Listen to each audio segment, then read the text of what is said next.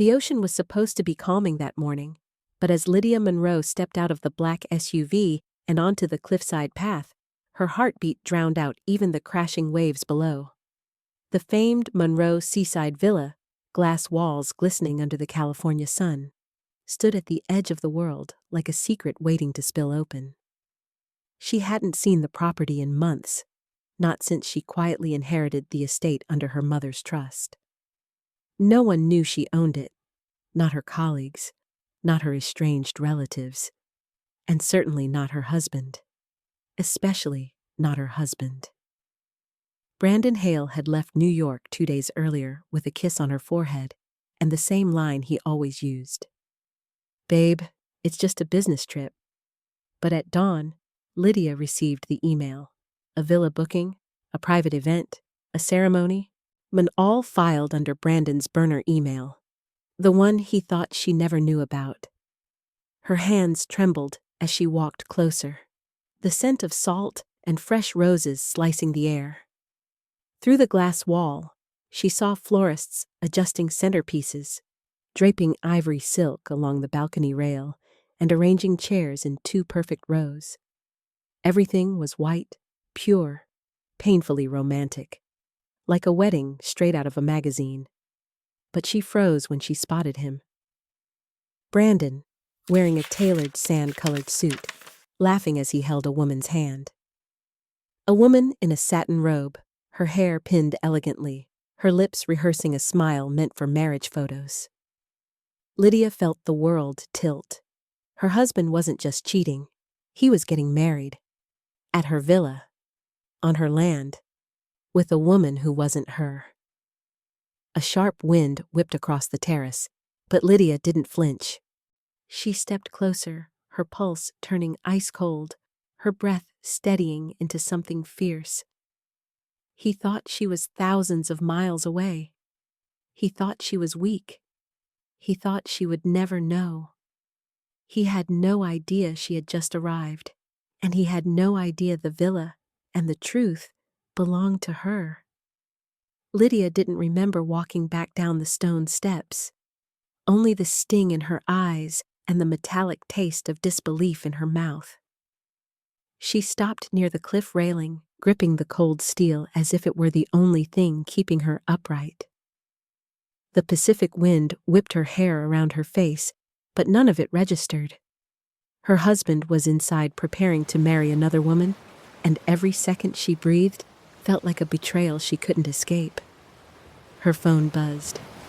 She didn't want to answer, but the screen flashed a name she hadn't seen in months: Dorian Blackwood.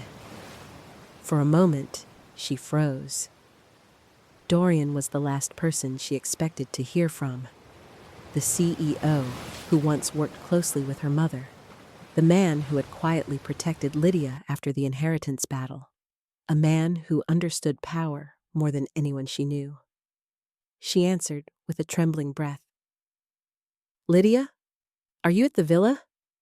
His voice was low, urgent, almost too calm for the storm inside her. She swallowed. "I'm here."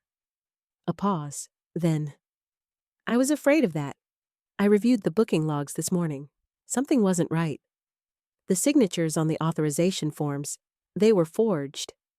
Her stomach dropped. "Forged using my name?"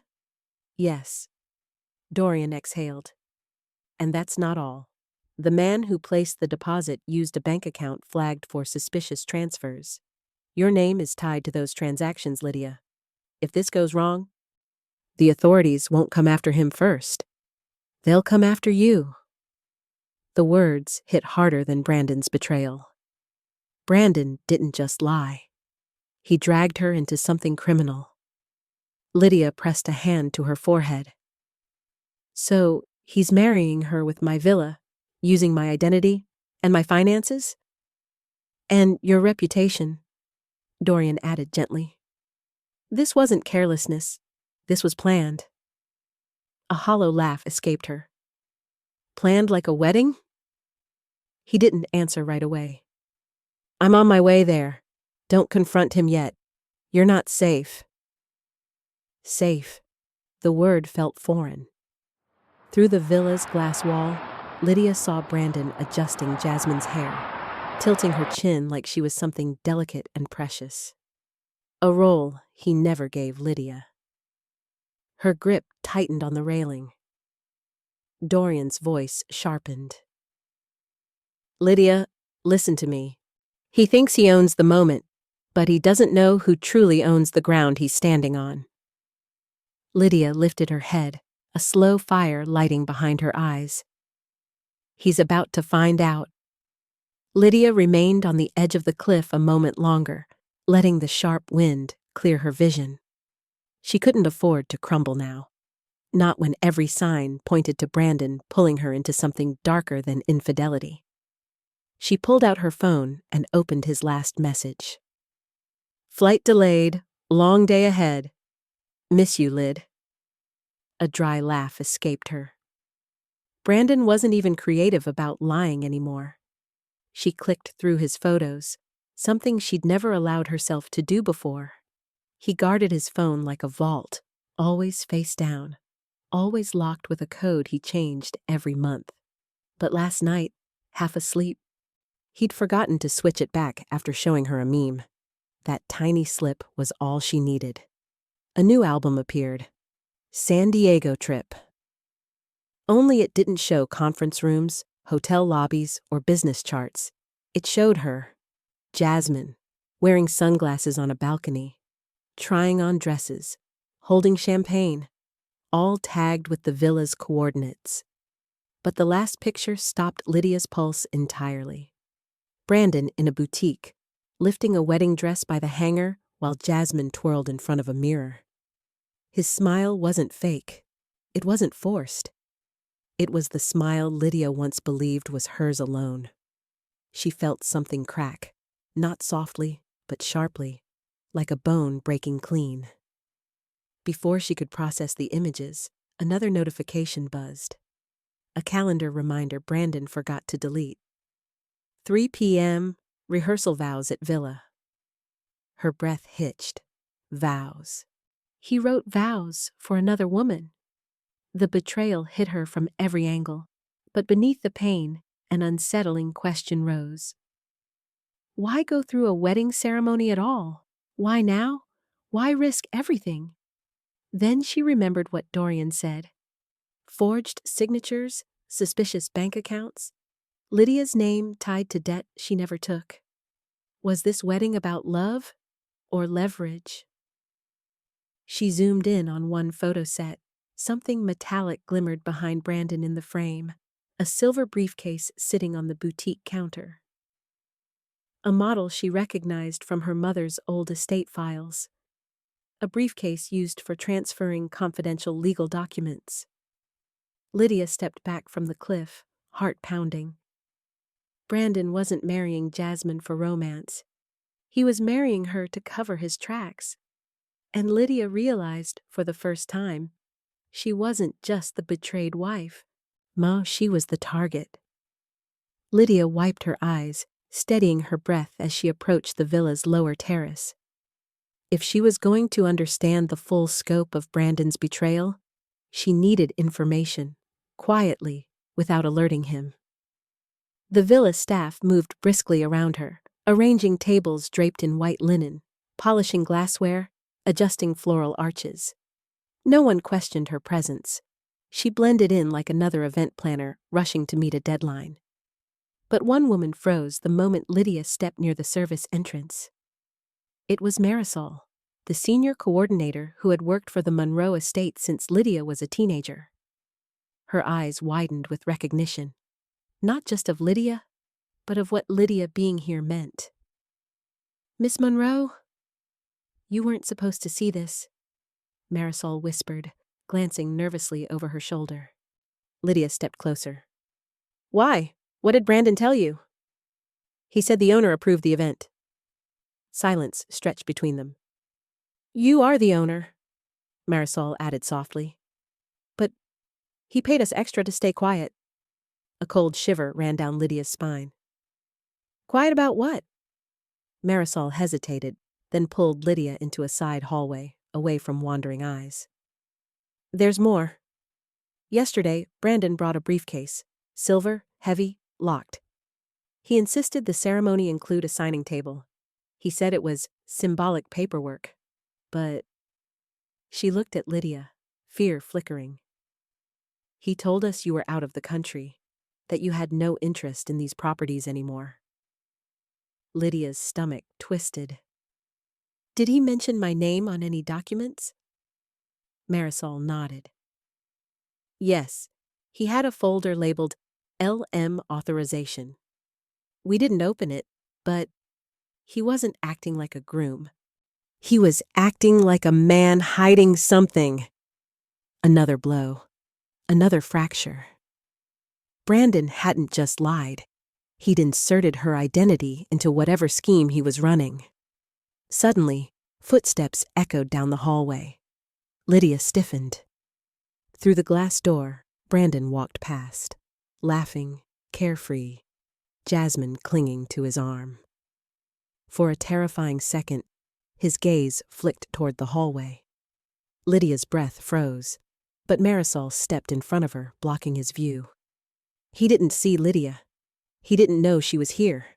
Not yet. As Brandon disappeared around the corner, Marisol whispered, voice trembling. Miss Monroe, whatever he's planning, it's happening today. And if you don't stop him... She swallowed hard. You may lose far more than your marriage. Lydia straightened, fire rising behind her ribcage. Not this time. Lydia pressed her back against the hallway wall as Marisol slipped away to divert attention. Her pulse hammered in her ears, louder than the music drifting from the upper balcony. She forced herself to move, climbing the side staircase that led to the panoramic viewing deck, a place she used to sit with her mother, back when the villa felt like a childhood sanctuary, not a battlefield. But today, that sanctuary had been turned into a stage for betrayal. When Lydia reached the top, the sight nearly knocked the breath out of her. The terrace had been transformed into a wedding dreamscape. White rose petals scattered across the stone floor, crystal lanterns swaying in the ocean breeze, and a silk aisle runner leading toward an arch wrapped in orchids. Below the arch stood Jasmine, glowing in a fitted ivory gown, a veil pinned to her glossy curls. She looked radiant, delicate, untouchably perfect. Lydia gripped the railing so hard her fingers ached. Then Brandon entered the scene. He walked toward Jasmine with a practiced gentleness Lydia had rarely seen, hands outstretched, gliding along Jasmine's arms, adjusting her veil like he'd rehearsed this moment 100 times. His smile was soft, intimate, filled with a tenderness Lydia once believed was hers. A photographer circled them, snapping frame after frame. Let's try the ring exchange rehearsal, he called out. Jasmine giggled, a sugary rehearsed sound, and held out her hand. Brandon pulled a small velvet box from his pocket. Lydia's heart dropped. He didn't open it gently. He opened it like a man proud of what he'd bought. Inside lay a Cartier diamond band. The exact style Lydia had once pointed at during a Fifth Avenue window stroll, back when she thought marriage jewelry meant partnership, not performance. Jasmine gasped in delight, lifting the ring to the light. Brandon, it's perfect. But Brandon, he didn't watch the ring. He watched Jasmine, with hunger, with satisfaction, with a gaze that cut Lydia open in places she didn't know could still bleed. He slid the ring onto Jasmine's finger as if sealing a promise built on lies. Lydia blinked, and a bitter truth hit her. This wasn't an affair. This wasn't a fling. This was a man replacing his wife. In front of the ocean they once dreamed of retiring beside. But then, as the wind shifted, Jasmine leaned toward Brandon and whispered something Lydia barely heard. It chilled her to the bone. Once the papers are signed, everything becomes ours. Lydia's breath caught. What papers? What exactly was Brandon giving away? Lydia staggered back from the railing, her vision blurring at the edges. The wind tasted like salt, but she wasn't sure if it was the sea or her own tears. Every breath felt jagged, like glass scraping inside her chest. She pressed a hand against her sternum, failing, to steady the quake inside her. How long had Brandon been planning this? How many nights had he kissed her forehead while secretly writing vows for another woman? How many emails had he sent from hotel rooms, pretending to work, while Jasmine tried on wedding dresses with champagne in hand? A sob clawed up her throat, but she swallowed it down. She wouldn't give the ocean the satisfaction of hearing her break. She turned away, but the world continued crushing her from all directions. A group of guests arrived at the gate, well-dressed, excited, unaware they were attending a ceremony built on fraud. Lydia hid behind a stone column, listening as they chatted. "I heard Brandon's new wife is launching a luxury lifestyle partnership right after the wedding. I saw the PR teaser. They're signing some huge real estate license today. Apparently the villa's part of it." Lydia's blood ran cold. The villa? Her villa? Was that the symbolic paperwork Marisol mentioned? Her pulse pounded as she imagined the briefcase, the signing table, the forged documents. If Brandon convinced Jasmine the villa was his to gift, the influencers and PR teams would blast it everywhere before Lydia could stop it. She'd be trapped in a legal nightmare, forced to prove ownership of her own inheritance. Her legs gave out. She sank onto the stone bench, gripping the edge until her knuckles whitened. For a moment, Lydia let herself collapse, silently, heartbreak pouring over her like a tide. She cried for the woman who believed Brandon's promises, for the years she spent trying to fix a marriage already dying, for the trust she had given to someone who only saw her as a tool. But heartbreak has a way of clearing space. As the tears fell, they carved something new inside her, something fierce. A shadow moved beside her. Lydia flinched, turning. Dorian stood there. His expression softened when he saw her face. "Lydia," he murmured, kneeling beside her. "You're bleeding on the inside, but you're not broken." She shook her head. "He's taking everything from me." "No," Dorian said quietly, eyes steady. "He's about to learn what happens when a man builds a future on stolen ground." Lydia inhaled, a spark, small but real. The storm inside her was no longer just grief, it was awakening. Dorian helped Lydia to her feet, guiding her toward a shaded corridor where the ocean's roar softened. But Lydia couldn't hear anything except the repetition of Jasmine's words echoing in her skull. "Once the papers are signed, everything becomes ours." She turned to Dorian, voice barely steady. "What papers? What is he trying to give away that isn't his?" Dorian hesitated, jaw tightening. "I didn't want to tell you until I confirmed it, but Brandon has been funneling fraudulent real estate applications through a shell company he created under your initials." "NLM Holdings." Lydia's stomach twisted. "My initials?" "Yes. He's been using your inheritance to secure collateral on deals he couldn't afford." Dorian pulled out his phone, showing her a scanned document. "This was filed yesterday. According to him, you authorized transferring partial rights of the Monroe Villa to a new joint venture." A wave crashed below, violent and mistimed, like the universe reacting to the truth. "He forged everything," Dorian finished. "Your signature, your approval, even a notarized seal. If he gets Jasmine to sign as his legal spouse, the media spin alone will trap you into defending yourself. You'd spend years trying to unwind it." Lydia pressed a hand to her forehead. She felt the weight of every betrayal, every lie, every quiet dismissal Brandon had ever thrown her way. So the wedding isn't even about her. It's about legitimizing the documents. Dorian nodded. He needs a bride. Any bride. Preferably one who doesn't ask questions. Lydia swallowed hard. And Jasmine thinks she's securing a luxury empire. She's being used, Dorian said. But that doesn't make her innocent. A sudden commotion burst from the terrace.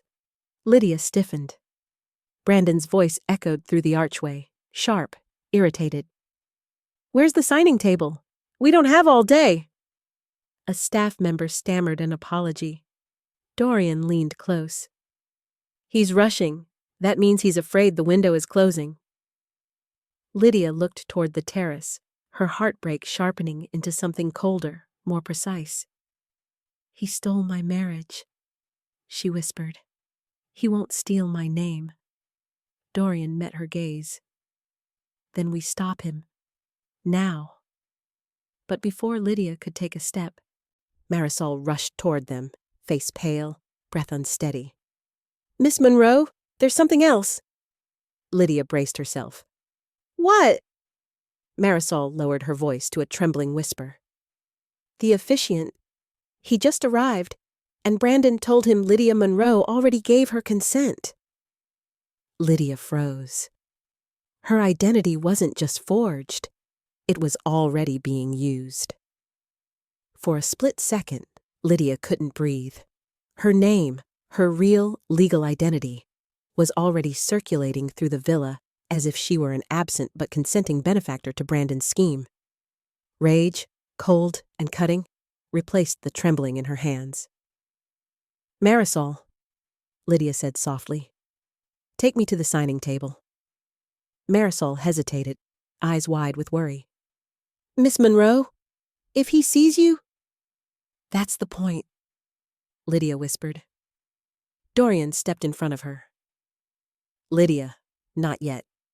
You need leverage before you confront him. If he feels cornered too early, he'll pivot, and men like him only pivot into deeper lies." Lydia clenched her jaw. "So what do I do? Watch him steal my life?" Dorian reached into his blazer and pulled out a slim black case. Inside lay a compact device, a miniature camera with a blinking blue light. "I brought this in case my instincts were right," he said. "I need you to record everything.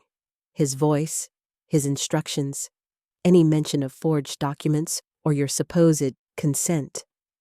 That's enough to dismantle his entire operation." Lydia stared at the device. A weapon, but small enough to hide beneath her silk blouse. She took it. As she clipped it under her collar, Marisol grabbed her arm. "Miss Monroe, there's something else. When Jasmine asked earlier if the villa paperwork could be fast-tracked. She said Brandon promised her full rights to the Monroe coastal properties once the wedding was filed." Lydia froze.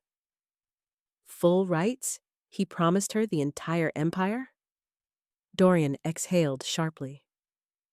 "He's not just forging documents. He's attempting a full-scale transfer.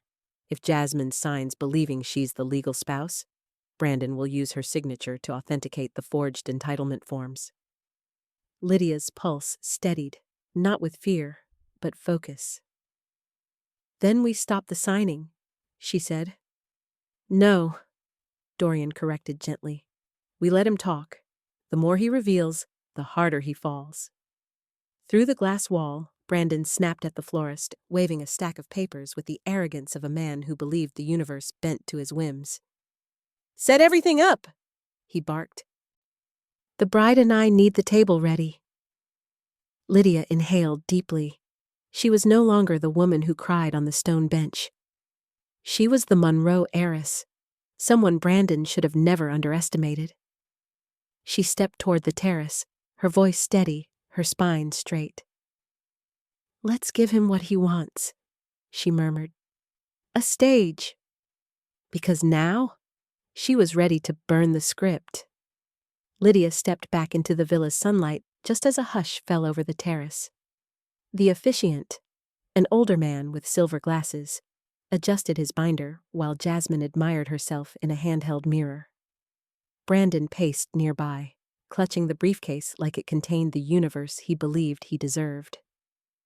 Lydia kept to the shadows, letting the microcamera capture every word. "Where's the bride?" the officiant asked. Brandon forced a smile. "She'll be ready. I just need a signature. Then everything will fall into place." Lydia's pulse kicked. Signature. He was rushing, too rushed for a man who claimed the ceremony was about love. Jasmine approached him, lips pursed. "Brandon, that investment deal you promised? The one you said we'd finalize today? My agent is asking for the documents." He exhaled, annoyed. "You'll get them after the signing." "But you said I'd own part of the Monroe coastal line," she pressed. "Isn't that the whole point?" Lydia tensed. Jasmine didn't realize she was the pawn, not the partner. Brandon lowered his voice. "Listen carefully. Once this is filed, you'll have what you need. But if you keep asking questions, we lose everything." A chill shot up Lydia's spine. He wasn't just using her name. He was using Jasmine to legitimize a fraudulent acquisition. Jasmine's signature would anchor the forgery. Her ignorance made her the perfect accomplice. But then, a voice cut through the terrace. "If anyone's losing anything today, it won't be me." Lydia's blood ran cold. A tall man in a charcoal suit leaned against the archway, stylish, smug, and very familiar to anyone who followed luxury scandals. He wore a subtle gold lapel pin, the symbol of Everhart Capital. Elias Everhart, heir to a billion-dollar private equity empire, and Jasmine's former silent sponsor. Jasmine's face drained of color. "Elias, I didn't think you would show up." He smirked. "You promised me exclusivity on your brand launch, yet here you are, marrying another investor." His icy gaze slid to Brandon. "And you must be the man stealing something that doesn't belong to him." Brandon stiffened. "This is a private event. You weren't invited." Elias shrugged. Neither was fraud. The terrace froze. Lydia's mind raced. Elias wasn't here for justice. He was here to reclaim his investment. And now, 3 people were fighting over a future built on her name. One wrong move, and they would all bury her to save themselves. A heavy silence descended over the terrace as Elias Everhart stepped forward, his polished shoes tapping against the stone like a countdown. Jasmine looked trapped between 2 men. One she thought would make her famous, the other she thought would make her powerful. Both were now exposed as vultures circling the same corpse of a scheme. Brandon straightened, jaw tight. "Elias, this is none of your business." "On the contrary," Elias replied coolly, slipping his hands into his pockets. "When someone uses my money, my influence, and my name to promote a fraudulent empire, it becomes entirely my business." Jasmine flinched. "Elias, please, there's been a misunderstanding." Elias raised a brow. "A misunderstanding is forgetting a brunch reservation. What you 2 are doing?" He gestured toward the signing table. "That's grand larceny." Lydia captured every word with the hidden camera, every accusation, every lie Brandon scrambled to deny. Brandon stepped closer to Elias. "Leave, now. You have no authority here." "No authority?" Elias laughed softly. "I have screenshots, bank statements, and your fiancé's email trail promising me exclusive rights to the Monroe brand launch." His gaze sharpened. "Imagine what the press would do with that." Jasmine gasped, horrified.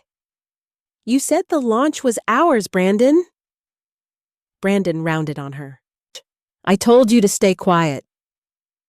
The officiant stood frozen, clutching his binder like a shield. Florists slowly backed away, whispering to each other. Lydia felt a strange shift. For the first time, she wasn't the weakest person on the terrace.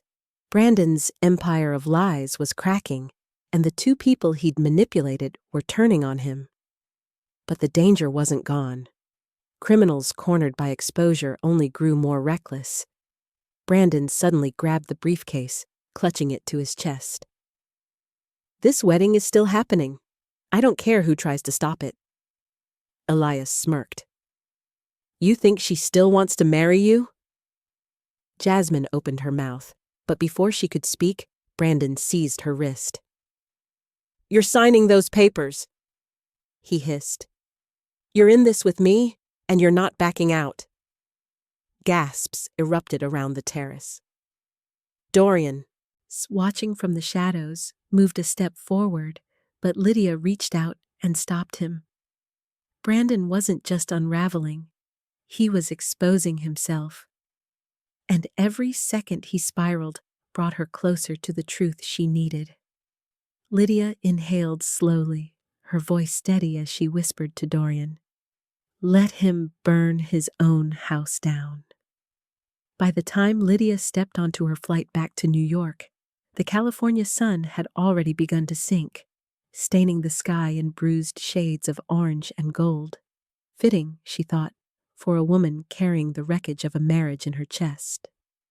She sat by the window, fingers trembling slightly as she scrolled through the recorded footage on her phone. Brandon's threats, Jasmine's panic, Elias exposing the fraud, the forged documents, the desperate scramble for signatures. Every word was captured with perfect clarity by the hidden camera under her collar. Proof. Finally, she had proof. But proof wasn't enough.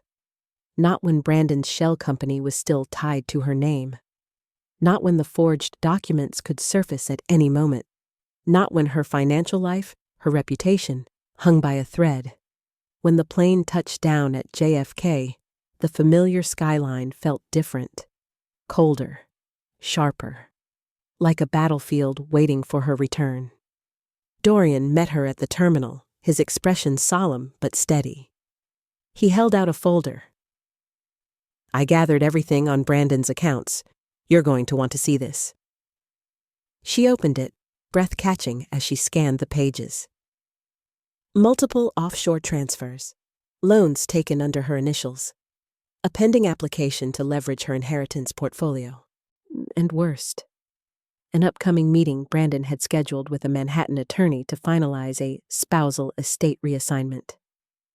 He hadn't just planned to marry Jasmine, he planned to erase Lydia entirely. Her throat tightened. "How long has he been doing this?" "Longer than you think," Dorian replied quietly. "This wasn't a sudden betrayal, Lydia. This was architecture. Every lie he told was a brick." Lydia shut the folder with trembling hands. She'd spent years designing dream homes for clients, never realizing her own husband had been designing a trap around her, blueprint by blueprint. Dorian stepped closer. "You're not alone in this, and you don't have to win this war quietly." A cab's headlights swept across them, illuminating Lydia's face. But the woman reflected in the glass doors of the terminal wasn't fragile anymore. She looked like someone who had survived fire. Someone rebuilding, not to return to who she was, but to become who she should have always been. Lydia lifted her chin. "Tomorrow," she said, "we take everything back."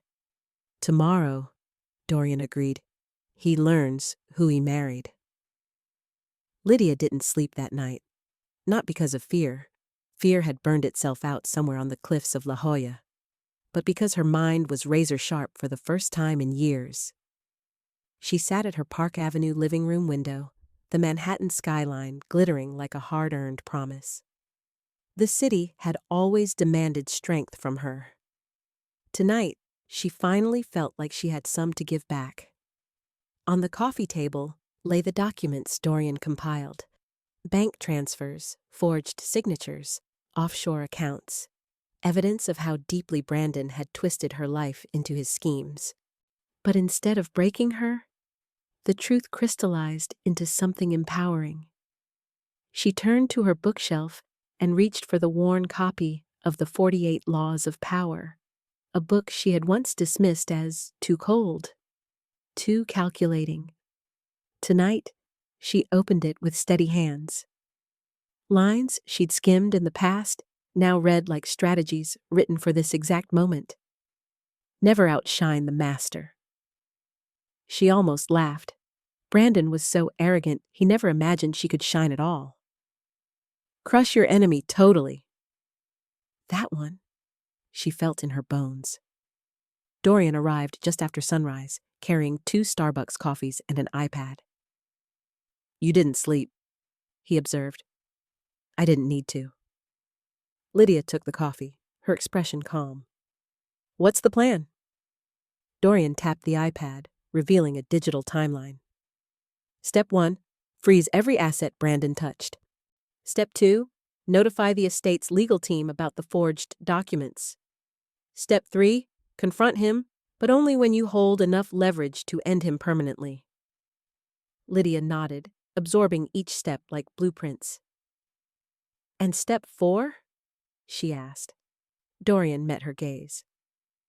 Rebuild your life with whatever you want, not what he shaped for you. She exhaled slowly. Then we start today. Before diving into the legal battle, Lydia went to her walk-in closet, a cavern of muted colors she once wore to keep the peace in her marriage. But today, she reached for something different, a tailored black jumpsuit, sleek and commanding. She pinned her hair back, slid on subtle gold earrings, and stared at her reflection. For the first time in years, she recognized the woman in the mirror. Not the abandoned wife, not the quiet designer, not the easy target. The Monroe heir. The woman Brandon underestimated. The woman who would destroy the house of lies he built. She stepped out of the apartment with Dorian at her side. Ready? He asked. Lydia's voice was steady, unshakable. Let's finish what he started. Lydia's heels clicked sharply against the marble floor of Blackwood and Avery Legal as she strode in beside Dorian. The air was crisp, the energy urgent. Lawyers moved like currents through a river, each carrying case files and purpose. Today, Lydia wasn't just another client. She was the storm arriving. Inside the glass-walled conference room, attorney Camille Foster, a woman known for turning white-collar criminals into dust, waited with a stack of folders. Her expression was unreadable but respectful. Mrs. Monroe, she greeted. I reviewed the materials you sent overnight. She tapped the thick folder. Your husband is in deeper trouble than even he realizes. Lydia sat, spine straight. Tell me everything. Camille opened the first folder. Brandon forged your signature on 5 separate documents, but the worst is this. She slid a notarized page forward. An attempted transfer of ownership of the Monroe Villa to a shell corporation registered under Jasmine Lee. Lydia's breath hitched. He tried to give my villa to his mistress? No, Camille corrected calmly. He tried to make it appear as if you voluntarily transferred it. Legally, that places you in the center of the fraud. Dorian's jaw tightened. Lydia felt her stomach twist, but her voice stayed steady. What happens if he files this before we stop him? Camille leaned back, fingers steepled. You'd be investigated for fraudulent property transfers, financial misrepresentation, and collusion. It would take years to untangle, and it could ruin your public record permanently. Lydia inhaled sharply. Brandon hadn't simply wanted to replace her. He wanted to erase her. Camille continued. The good news? You recorded everything. His intent, his coercion, his coordination with Jasmine. That camera saved your life. Lydia swallowed. So what now? Camille pushed forward a series of forms. We file a restraining order on all Monroe assets, freeze every account tied to LM Holdings, and submit a fraud alert to the state registrar. Once he attempts to file the documents, which he will, he'll be flagged immediately. And then? Lydia asked. Camille's voice went cold. Then he faces criminal charges. For a moment, Lydia felt the room tilt, not out of fear, but relief. Quiet, burning relief. She wasn't powerless. She wasn't cornered. She had the truth, the law, and something Brandon had never anticipated. A backbone forged from betrayal. Camille closed the folder. The next time Brandon lies, it won't be to you. Lydia nodded, eyes sharpening. It'll be to a judge. Brandon Hale walked into the Park Avenue apartment just after 9 p.m., whistling like a man who hadn't nearly committed 5 felonies that afternoon. He tossed his keys onto the marble counter, loosened his tie, and called out casually. "Lyd, you awake?" Lydia stood in the doorway of the kitchen, arms crossed, hair pulled back in a sleek knot, wearing the black jumpsuit that made her look like someone he couldn't recognize, someone he could no longer control. Brandon blinked, startled. "Oh, you're home early." He recovered quickly, flashing the smug smile he used when he wanted to gaslight her. "Thought you were visiting clients." "Plans changed," she said coolly. He shrugged, pretending not to see the steel in her posture. "Fine. I'm leaving again Friday. Big partnership meeting in L.A. Could be life-changing for us." He winked. "Your man's moving up in the world." Lydia said nothing. He stepped closer, brushing dust from his sleeve. "You won't believe the opportunities coming our way. Real estate expansion, brand deals, a whole new future." "Our way, future." He spoke as if she'd be grateful to follow him into the wreckage. Brandon poured himself a drink. Scotch, the expensive one Lydia bought years ago to celebrate their anniversary. He swirled it carelessly. "You know, Lyd, when this hits the market, people will think I'm a genius. All it takes is vision and the right leverage." Lydia raised an eyebrow. "Leverage like forged signatures?" Brandon froze, only for a second, but enough for Lydia to see panic flicker behind his eyes. He recovered with a forced laugh. "What? Lydia, come on! You're tired. You always get dramatic when you're stressed." She stepped closer, her voice steady. "So, you're not forging real estate documents? Not taking loans under LM Holdings? Not promising the Monroe Villa to another woman?" His glass hit the counter a little too hard. "Where is this coming from?" She held his gaze. "Answer the question." Brandon's jaw clenched, a twitch giving him away. Then his expression shifted, cold, calculating, the face he hid from her until now.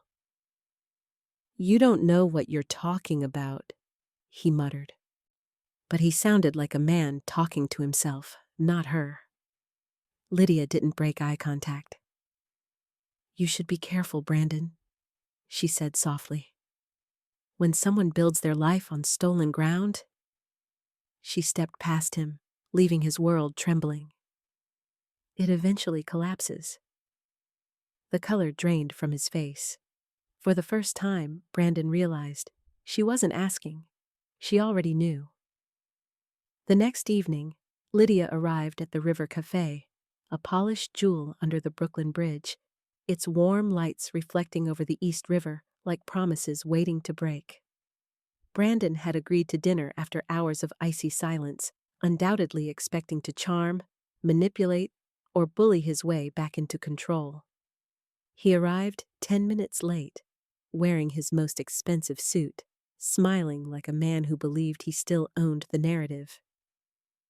"Lyd," he said, when leaning in to kiss her cheek. She turned her head. He froze mid-air. They took their seats by the panoramic window overlooking the Manhattan skyline.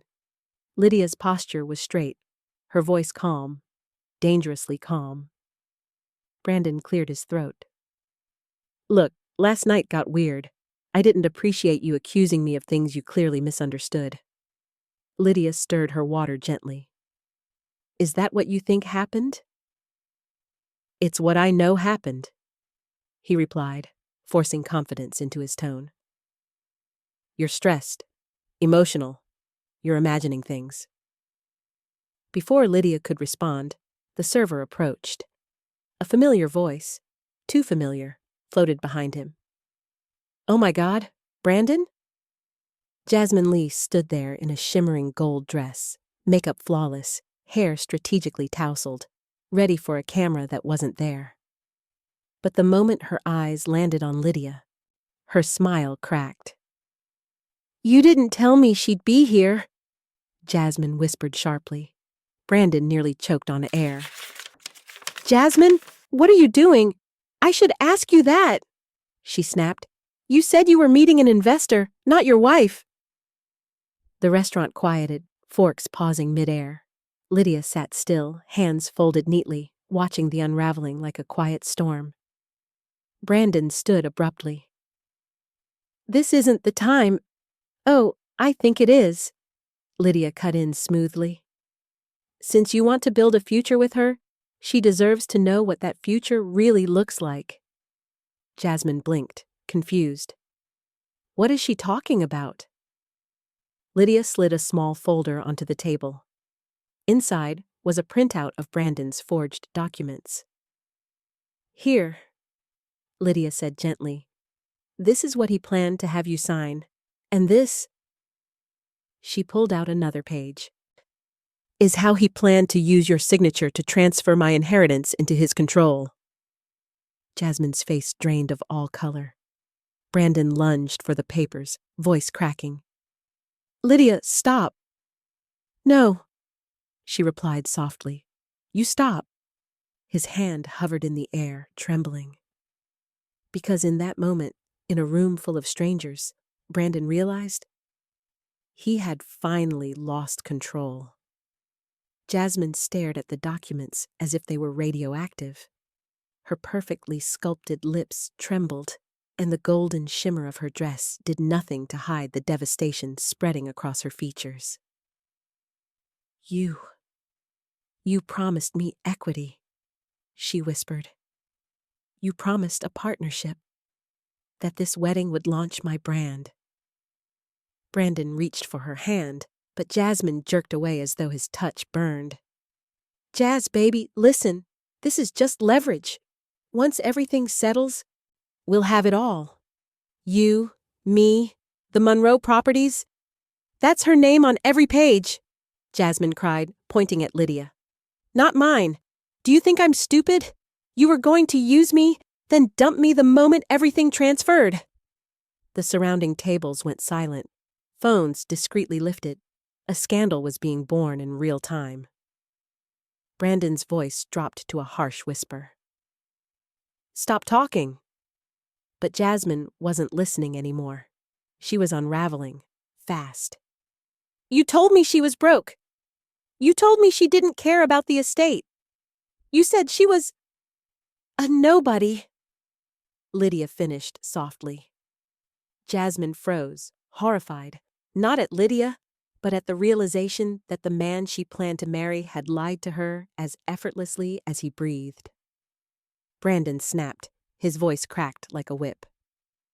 Lydia, you have no idea what you're interfering with. You're walking into legal trouble that will bury you. Do you really think anyone will believe you over? A calm voice cut through the chaos. I will. All three turned. Dorian Blackwood stood a few feet away, tall and composed in a charcoal coat, the Manhattan skyline glowing behind him like a crown. He approached the table with the confidence of a man who belonged in every room he walked into. Brandon paled. What are you doing here? I'm the one who contacted the River Cafe, Dorian replied smoothly. I wanted a front row seat. He set down a slim leather folio. Inside this are timestamps, voice recordings, and financial trails tying you directly to fraud, coercion, and identity falsification. Brandon's breath hitched. You can't. Oh, but she can, Dorian corrected, nodding toward Lydia. Because unlike you, Lydia doesn't lie. And she doesn't steal.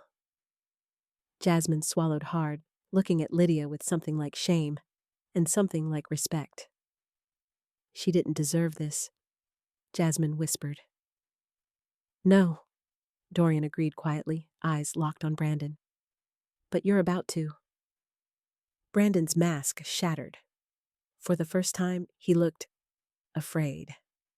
Brandon's breath came in shallow bursts as Dorian placed the leather folio on the table with absolute finality. The restaurant's soft music felt mocking now. Elegant, indifferent to the collapse of a man who once believed he owned the world. He grabbed the folio with shaking hands and flipped it open. Bank transfers, forged signatures, audio clips of his voice giving illegal instructions. Screenshots of emails he thought he deleted forever. Jasmine covered her mouth, horrified at how deeply she'd been dragged into his crimes. This isn't real, Brandon stammered. You fabricated this. You hacked me. You... Brandon, Lydia said quietly. You forged my name. You stole my inheritance. You tried to frame me for your crimes. Do not talk to me about honesty. Brandon turned to her, eyes wild. Lydia, please, don't do this. We can fix it. I only did this because I knew you wouldn't help me willingly. You always held the power in this marriage. And you... Lydia laughed softly, a sound devoid of warmth. Power? You thought I had power? Brandon, I gave up everything for you, and you rewarded me by imagining ways to erase me. His face twisted in anguish, an expression that would have broken her once. But not anymore. Across the room, a diner gasped, drawing Lydia's eyes to the entrance. Two sharply dressed investigators stepped inside, badges discreetly displayed. Camille must have filed the alert already. Brandon saw them too. His voice cracked. Lydia, please, don't let them take me. Think about everything we've built. You built nothing, Lydia replied calmly. You stole, you lied, and now you answer for it. He lunged forward suddenly, grabbing her wrist. I can fix this. I can fix us. Dorian instantly stepped between them, shoving Brandon back. Don't touch her. Jasmine stood too, shaking. She's not the villain here, Brandon. You lied to both of us. Brandon stumbled, collapsing into his chair, hands clutching his head. The investigators approached. Brandon Hale? One asked. He didn't answer, just stared at Lydia with hollow disbelief, as if she had transformed into someone he'd never seen before. Someone he could no longer control. Someone he couldn't break. Sir, the investigator repeated, you need to come with us. Brandon finally broke. No, this wasn't supposed to happen. Lydia stood, her voice calm and absolute. It happened the moment you decided I didn't matter. The moment Brandon was escorted out of the River Cafe, the air shifted. Lighter around Lydia, heavier around him. The glass doors closed behind the investigators with a soft thud, and for the first time in years, Lydia felt her lungs fully expand. Relief didn't come as joy. It came as quiet clarity. She turned back to the table. Jasmine looked stunned, mascara smudged, her golden facade cracking under reality's weight. Lydia, Jasmine whispered, voice trembling. I didn't know. I swear I didn't know he was using your identity. Lydia studied her carefully. The woman who once stood beside Brandon in a wedding gown now seemed small, humbled. Not innocent, but not evil either. Just another person who thought she could cut corners to climb higher. Whether you knew or not, Lydia said softly, you would have suffered. He never cared for you. You were an accessory in his scheme. Jasmine swallowed hard, nodding. I see that now. Dorian watched silently, his presence a quiet shield behind Lydia's shoulder. Steady, patient, never intrusive. Lydia straightened the papers on the table, sliding them into the leather folio with a calm precision that didn't match the quiver in her chest. "Camille will contact you," she told Jasmine. "You'll need to give a statement." Jasmine's eyes widened. "Will I be charged?" "That depends on how honest you are," Lydia replied. "And how quickly." A tear slipped down Jasmine's cheek, not for Brandon, but for the future she'd nearly destroyed for herself. "I'm sorry," she whispered. Lydia nodded, accepting the apology, not for Jasmine's sake, but for her own peace. As Jasmine left, the restaurant staff murmured in stunned silence. Lydia felt the gazes, the whispers, the shock rippling through the room. But for once, she didn't shrink beneath attention. She stood taller. Dorian approached gently. "You handled that with more grace than most people could?" "Grace wasn't the goal," Lydia said quietly. "Closure was." "And now?" he asked. Lydia looked out at the Manhattan skyline shimmering across the river. Her city, her life, her future, no longer tethered to a man who fed on her strength. "Now," she said, exhaling, "I take back everything he tried to steal. My name, my estate, my dignity." Dorian's eyes softened. "And after that?" Lydia turned to him. For the first time, she let herself feel the warmth in his gaze. "After that," she murmured, "I start over, on my terms." Brandon had fallen, but Lydia? Lydia Monroe was rising. The morning after Brandon's arrest, Lydia returned to the Seaside Monroe villa, the place where her world had shattered, and where she intended to sew it back together again. The Pacific wind greeted her differently this time. Not as a witness to betrayal, but as a companion to healing. As she stepped onto the terrace, the memory of Jasmine in a wedding gown flickered. Soft, painful, but no longer paralyzing. The rose petals that once lined the aisle were gone, swept away by staff who now greeted her not with confusion, but with respect. "Miss Monroe," Marisol said, approaching with a warm, relieved smile. "It's good to have you home." Home. The word felt strange, but good. Lydia walked along the glass railing, looking out at the ocean that reflected golden streaks of sunrise. This villa, once a stage for deception, now felt like a fortress reclaimed. She inhaled deeply, letting the salt air rinse the last pieces of Brandon's shadow from her lungs. Dorian arrived shortly after, holding 2 coffees and a brown envelope. "You okay?" he asked. Lydia nodded. "Better than I expected." He handed her the envelope. Inside was a formal notice. All forged documents nullified. Full ownership of the Monroe estate restored. Fraud case proceeding to prosecution. She exhaled, a slow, steady release of a burden she'd carried far too long. "You did this," Dorian said quietly. "You fought back." "Not alone," she replied.